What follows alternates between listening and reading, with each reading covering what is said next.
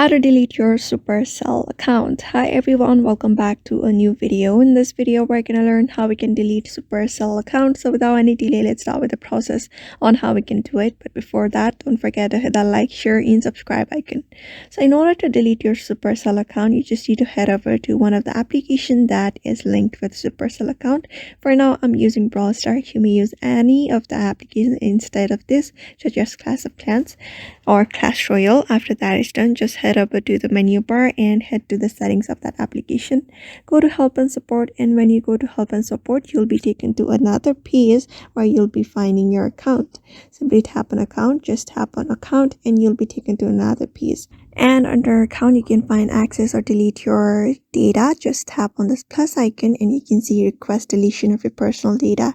Just go there and delete by data, confirm it, and your Supercell ID should be deleted. So therefore, just follow that process in order to delete your Supercell ID. So I hope this video was helpful to you, and thank you for watching this video.